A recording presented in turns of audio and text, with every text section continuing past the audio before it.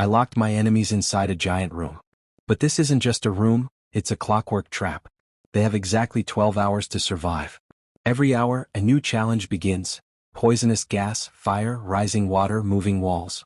If they fail to beat the level in time, the room seals forever. They think it's just a game. But in reality, it's my revenge. I watch everything through dozens of cameras, controlling every second of their lives. And the scariest part for them? The clock never stops ticking, and with each passing minute, their chances of survival fade away. The lights flickered on, blinding them for a moment.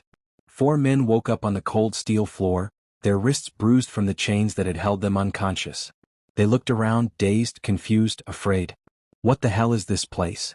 Mason growled, rubbing his temples. His voice echoed across the chamber, bouncing off the metallic walls. A massive red clock loomed above them, its glowing numbers frozen at 12 hours.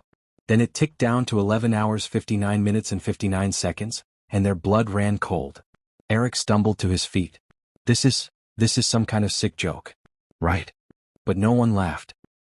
The speakers crackled. My voice filled the room, low and deliberate. Welcome. You have 12 hours to survive. Every hour the room will change. Complete the challenge, or die inside. They spun in every direction searching for me. But all they saw were walls, cameras, and the unblinking clock. Who are you? Mason shouted, fury masking his fear. You know me, I said, my voice sharper now. Each of you destroyed something I loved. Tonight, I take it back. Their faces told the truth, guilt, shock, recognition. They knew. The clock ticked louder. 11 hours. The first hour had begun. At once, vents hissed open, filling the air with a bitter, choking gas. The stench of chemicals burned their throats. Eric coughed violently.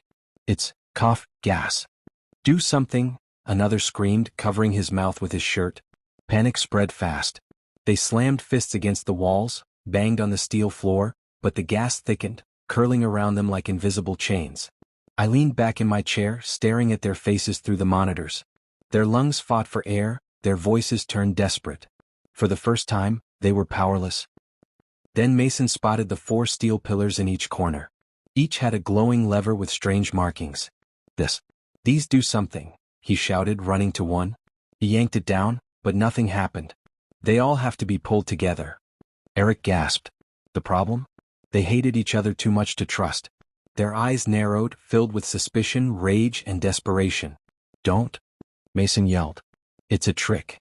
But the gas was suffocating them. Their skin turned pale, their hands shook. They had no choice. On 3. Eric wheezed. 1, 2, 3. Clang. All 4 levers slammed down at once. The vents sealed shut. The gas vanished. The clock beeped. They collapsed on the ground, coughing, drenched in sweat, but alive. I smiled at the screens. The first level was over. But they had no idea what waited in the second hour. Because gas was nothing compared to what came next. The red clock glowed above them. 10 hours 59 minutes and 59 seconds. The gas was gone, but silence felt worse. The 4 men stared at each other, their eyes bloodshot, lungs still burning. Then the voice returned. You survived the first hour. But can you survive the second? Beep. Suddenly, metal groaned beneath their feet. The ground trembled. A low rumble echoed through the chamber, then water burst from the seams in the floor. Cold, black water. At first, it trickled in streams. Then the streams became torrents. Within minutes, the steel room was a rising pool, swallowing their boots, then their knees.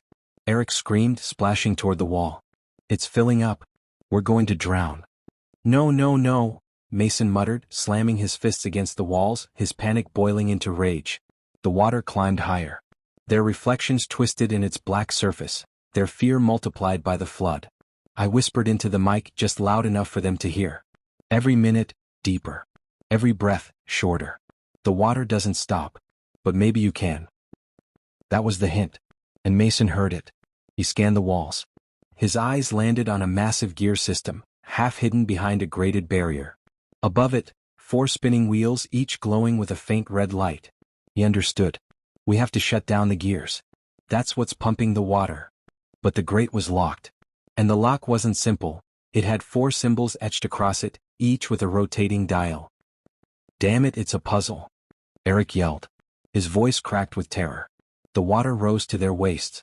The cold stabbed their skin, teeth chattering, panic choking reason. They scrambled, searching for clues. On the walls, strange carvings appeared as the water reached them. Spirals, arrows, stars. Symbols hidden until the flood revealed them. "Look! On the wall!" Mason shouted. They spun the dials to match the carvings, but the gears resisted. The clock ticked mercilessly. 10 hours, 15 minutes and 45 seconds. The water surged to their chests. Their breaths quickened, voices desperate.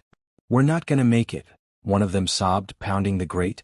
"You shut up and focus," Mason roared, grabbing him by the collar. They turned the last dial. Click. The grate creaked open. But the gears inside were massive, far too heavy for one man. 4 handles jutted out like anchors. Mason's jaw clenched. "Together. All of us." They hesitated. Each of them had betrayed the others before in life outside this prison. Trust was poison to them. But the water didn't care about grudges. It climbed to their shoulders, splashing into their mouths, dragging them under. They had no choice. "Now!" Mason bellowed. All 4 grabbed the handles and shoved with every ounce of strength. The gears screeched, sparks flying as the giant pumps froze. The flood stopped. Then, slowly, the water began to drain, gurgling back through the cracks in the floor. They collapsed, gasping, coughing, their bodies shaking with exhaustion. For a moment, silence returned. But this time the silence was not relief, it was dread. Because they realized something. Each challenge was worse than the last. The gas tried to choke them. The water tried to drown them. And the clock still glowed. 9 hours. The 3rd hour was about to begin. And I had saved my cruelest invention for it. The drained floor still glistened with black water. The men coughed, shivering, their clothes soaked and heavy. Their eyes darted to the clock. 9 hours. The 2nd hour was over. Then, the grinding began. A deep, bone-shaking rumble echoed through the chamber. Dust rained from the ceiling. The men froze, hearts hammering. The voice boomed again. "You've survived air. You've survived water. Now let's see if you can survive the room itself." The steel walls groaned. At first they thought it was an earthquake. But then they saw it. The walls were moving. Slowly. Inward. The chamber was shrinking. Eric screamed, clutching his head. "No, no, no, no, no. We can't stop this. We can't fight walls. We're dead." Mason staggered back, fists clenched, his jaw grinding. "There has to be a way. There's always a way." But the walls didn't listen.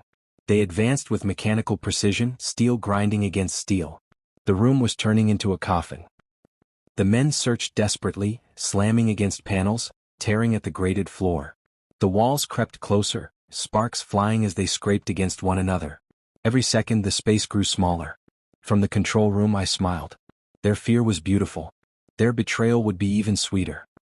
Then they found it. Near the ceiling, hidden behind a thin metal sheet, a hatch. Small, square, an escape route. But it was locked. And next to it, etched into the steel, "One must fall so the rest may rise." Silence fell over the group. They all understood at once. The hatch was too high to reach. Too high to climb. Unless one of them became the foundation. The panic was instant. "No. I'm not dying for you," Eric shouted, backing away. "You think I will?" Another spat, his voice cracking with rage. Mason's eyes burned. "We don't have a choice. If one of us doesn't, we're all dead." The walls crept closer, groaning louder, sparks raining down. The room tightened to the size of a small cage. Their breathing grew shallow, wild. Then the screaming began. Eric lunged, trying to shove one man toward the wall. The victim fought back, slamming his elbow into Eric's jaw. Blood sprayed, bodies collided, fists cracked against skulls. The chamber became chaos. Violence. Desperation. Every strike echoed like thunder. Mason didn't join the fight. He stood still, watching. Calculating. Then, as the walls pressed closer, now only feet away, he made his move. He grabbed Eric by the collar, dragging him toward the wall. With brute force, he slammed his head against the steel until his body went limp. The others froze. Mason's voice was a growl. "He's the one." Without hesitation, Mason shoved Eric's unconscious body under the hatch, stepping on his back. Another man scrambled up after him, then another. Their hands clawed at the lock, twisting, pulling. Click. The hatch opened. Cold air rushed in. They climbed, one by one, leaving Eric behind as the walls closed tighter, crushing his body with a sickening crack. The survivors didn't look back. In the control room, I leaned forward, eyes wide with delight. They had done exactly what I wanted. They had turned on each other. The clock ticked down. 8 hours. 9 hours remained, and I had 9 more horrors waiting for them. The survivors crawled out of the hatch, panting, bruised, covered in blood and grime. Their eyes were hollow now, trust long gone, replaced by pure animal survival. The clock ticked. 1 hour. The voice returned, cold, steady, merciless. You've reached the final trial. 1 hour remains. Only one of you will leave. The room they entered was massive, circular. The floor gleamed black, polished like glass. Above them, dozens of cameras shifted, tracking every move. And at the center of the room, a single exit door. Glowing. Red. Salvation. But in front of it, a long steel table. On it, for weapons, a knife, a length of chain, a hammer, and a pistol with a single bullet. The men froze. Their breath quickened. Then Mason spoke, voice like broken gravel. They want us to kill each other. The others said nothing. They didn't need to. The truth hung in the air like smoke. The ticking of the clock echoed louder. 59 minutes. Then chaos exploded. One man lunged for the knife. Another tackled him. The chain snapped across someone's face, skin splitting open. The hammer cracked bone. Screams filled the chamber, raw and animalistic. The pistol fired once, deafening. A body dropped. Blood sprayed across the gleaming floor. From the control room, I leaned forward, eyes burning with satisfaction. This was it. The culmination of everything. Their greed. Their cruelty. Their betrayal of me. All mirrored back at them in their final moments. At last, only Mason stood, drenched in blood, chest heaving, the pistol shaking in his hand. He staggered toward the glowing door, dragging his broken leg. The clock read. 1 minute. He reached out, fingers trembling, and touched the handle. The door didn't open. Instead, the screens around him flickered to life. My face appeared, watching from the shadows. Mason froze. You, he whispered. I smiled. You thought this was survival. But it was never about surviving. The lights dimmed. The sound of gears roared beneath the floor. This was judgment. The clock hit midnight. The walls around the final chamber slammed shut with thunderous force. Mason screamed, pounding at the locked door, his voice breaking into animal howls. And then silence. I leaned back in my chair, watching the screens fade to black. Justice had been delivered. The arena of revenge was complete. And I wasn't done. There would always be more. More traitors. More enemies. More games. The clock had reset. And I was already waiting for the next round.